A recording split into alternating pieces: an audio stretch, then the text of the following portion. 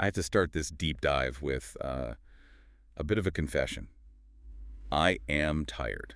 Oh, I think we all are. No, I mean, not just didn't sleep well, tired. It's that, that deep spiritual exhaustion where you look at your calendar and it's just a wall of obligations. Like you're just the logistics manager for your own life. Yes, exactly that. I'm just shuttling my body from one thing to the next, and somewhere in all that I'm supposed to find what joy or exercise, it just feels like life is happening to me.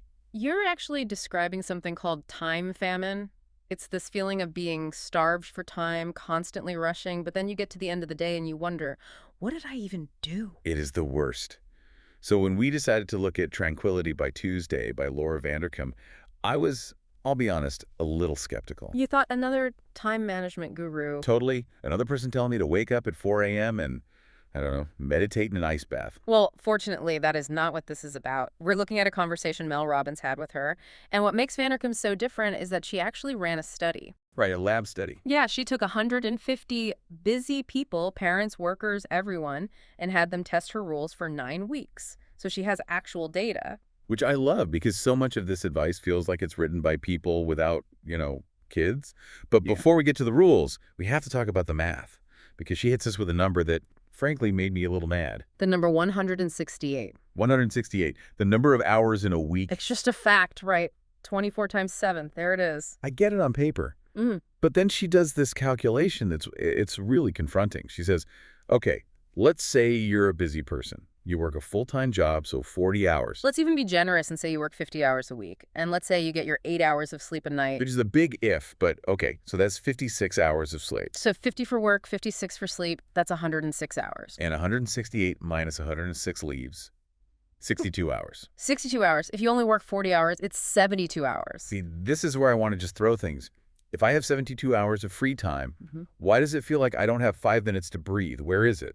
That is the whole point of her work. The time is there, but it's fragmented. It's hiding in the 20 minutes you spend scrolling on your phone in the driveway before you go inside. It just evaporates. It's like loose change in a pocket with a hole in it. Exactly. And her whole mission here isn't about becoming more productive just to do more work. It's about finding those 72 hours so you can feel human again. In her study, people's time satisfaction went up 16%. That's huge. Okay, so let's get into it. How do we find the time? Her first rule is foundational, and I will admit I felt personally attacked. She says we need a bedtime. I just hear people groaning, I'm not a kid, I don't need a bedtime. I fight it like a toddler. I'll be in the kitchen at 11:30 p.m. eating a handful of shredded cheese just to avoid admitting the day is over. That's revenge bedtime procrastination. You feel like you didn't get any me time, so you steal it from your sleep. And that's the cycle she talks about, right? She calls it disorderly sleep. It's a great term. Her data showed that most adults get enough sleep on average, about 7 or 8 hours, but the day-to-day is a roller coaster. The crash cycle. Yep, you stay up to 1 a.m., get 5 hours, power through on coffee, then the next night you're passed out on the sofa at 8:30. The drop tower carnival ride of sleep, she calls it. And you can't plan your life on that. Your day has a hard start, time work, school drop-off, whatever. If your wake-up is fixed but your bedtime is chaos, your energy will always be chaos. Well, the bedtime isn't about being good, it's just math.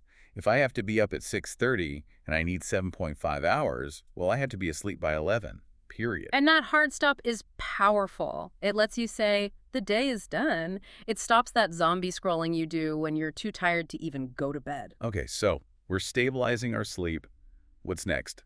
The week ahead. I'm guilty of this. I try to plan my week on Monday morning. Which feels responsible, but it's a tactical nightmare. Why? Because by Monday morning, it's too late. The emails are already there. The fires have already started. You're not planning. You're just reacting. Or you do it Sunday night and get the Sunday scaries. Right. You ruin your weekend worrying about the week. Her solution is just brilliant, I think. She says, plan on Fridays. Friday afternoon specifically, which is usually just dead time. Total garbage time. She calls it the slide. That feeling you get at 3 p.m. on a Friday where you are mentally sliding into the weekend. Oh, I know the slide. I'm usually just moving my mouse around so my computer doesn't go to sleep. We all do it. So she says to use that low energy time to become the architect of your next week. Look at the calendar, what's coming. But she has a specific way to do it, right? It's not just a generic to-do list. And this is the key. You have to use 3 categories: career, relationships, and self. And our brains hate an empty category. Precisely. If you look at next week and the relationships bucket is empty, it forces you to say, wow, I haven't planned to connect with anyone. Same for the self bucket. If you don't schedule it on Friday, it will not happen by accident on Wednesday. Hope is not a strategy. Writing that down. Okay, so we've planned our 3 buckets, but then Tuesday afternoon hits, that 3 p.m. wall. Ah, the circadian dip. It's biological. I usually fight it with coffee or a cookie, which, works for about 12 minutes. Her rule here is move by 3 p.m. The data on this is amazing. They took people whose energy was at a 3 out of 10, basically zombies, and had them move for just 10 minutes. And what happened? Their energy shot up to a 9 instantly. And an hour later, it was still at a 6. That is a much better return on investment than my cookie. Much better. The idea is that exercise doesn't take time, it makes time. That 10-minute walk makes the next hour so much more productive. I get that. But then there's consistency. This is where I fail. I get into an all-or-nothing mindset. If I decide to go to the gym, I feel like I have to go every day. The daily habit myth. It's a trap. And then I miss one day and I quit. We're obsessed with streaks. But think about it. We call our job a daily job, but we only do it 5 times a week. We don't feel like failures on Saturday. That's a great point. So what's the new rule? 3 times a week. Just 3. 3 times a week is a habit. If you exercise 3 times a week, you're a person who exercises regularly. If your family eats together 3 times a week, you are a family that eats together. It feels more manageable, less pressure. It's sustainable. And it changes your identity. If you aim for 7 days and hit 4, you feel like you failed. If you aim for 3 and hit 4, you feel like a winner. Okay, that reframe is huge. But what about when things just, explode? The kid gets sick, the meeting runs late. That brings us to the backup slot rule. The rain date for your life. Exactly. You'd have a rain plan for an outdoor party, right? But for our lives, we schedule everything so tightly that one little problem causes the whole week to collapse. It's a domino effect. My Tuesday workout gets canceled, so Wednesday is a mess, and suddenly the whole week is off the rails. So she says you have to build in an overflow valve. Designate a slot later in the week, maybe Friday morning, that is deliberately left open. So when the Tuesday thing happens, You don't panic. You don't have to scramble to find time. You just mentally drag and drop that task into the backup slot. The problem stays contained. that alone would reduce my stress by half. It's giving yourself permission for life to be messy. You're building resilience right into your calendar. Okay, let's shift gears to that self bucket, because you can be super efficient and organized and still feel like your life is just a gray blur. The blur, it's a real thing. The reason time seems to speed up as we get older is because of a lack of novelty. Wait, what do you mean? Think about summer vacation when you were a kid. It felt like it lasted forever because everything was new. First time at the pool, new friends, new places. Your brain was in high-def recording mode. And as an adult? As an adult, you've driven the same commute 1,000 times. Your brain goes, I've seen this before, and it stops recording. It just compresses the whole year into one memory file called work. That's horrifying. So how do we fight that? You have to intentionally create new memories. This is her rule. One big adventure, one little adventure each week. What's a big adventure? Are we talking a trip to Paris? No, not at all, and that's key. A big adventure is just 3 or 4 hours, half a weekend day. Go to a new hiking trail. Try a restaurant in a different neighborhood. And a little adventure? Under an hour, go to a different coffee shop on your lunch break. Walk through a park you've never been to, just something to break the routine. You're interrupting the autopilot. Exactly. And if you do this, you end the year with around 100 new, distinct memories. You can actually look back and remember the weeks. You're stretching time by filling it with memorable moments. I love that. Yeah. But there's one rule on her list that I know was going to be tough for people. Yeah. It was tough for me just reading it. Let me guess. Rule number 7. Take one night for you. That's the one. This is where parents in particular just say, absolutely not. I can't. The whole system will collapse without me. It's the rule that gets the most resistance, but she's very specific about what this means. It's not about taking a bath. The bubble bath paradox. Right. If you plan to take a bath on Wednesday at 7 p.m. and work runs late, what's the first thing that gets canceled? The bath. It feels indulgent, so it's easy to cut. Of course. But what if you joined a choir that rehearses Wednesday at 7 p.m.?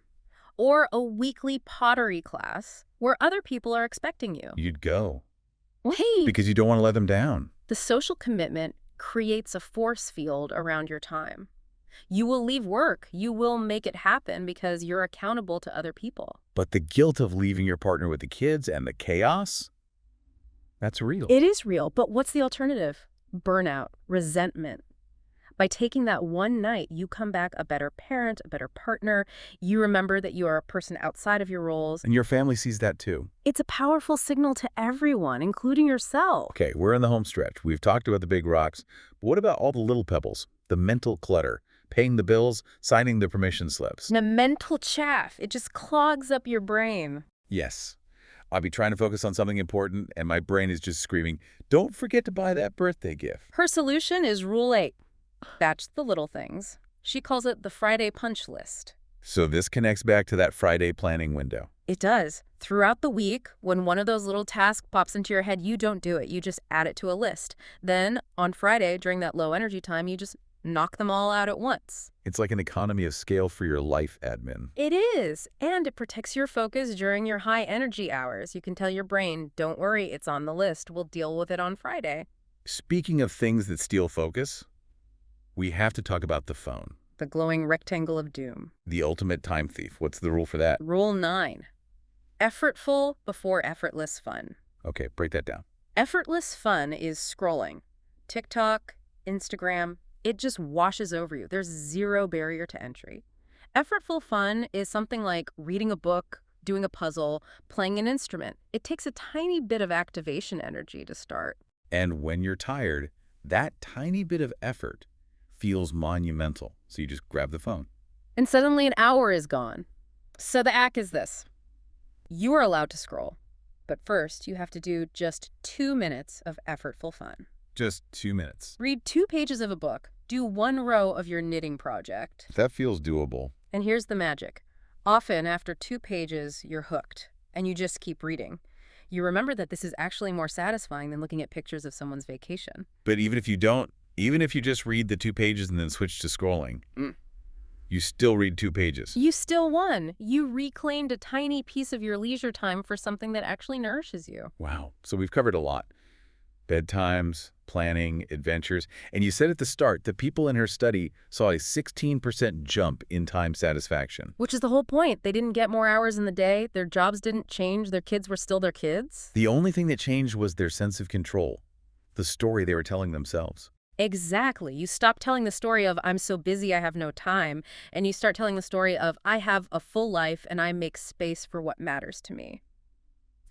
It's a shift from being a victim of your schedule to being the steward of your time. You know, there's a quote I love that says, a calendar is a moral document. Oof. Say that again. A calendar is a moral document. It shows what you actually value, not just what you say you value.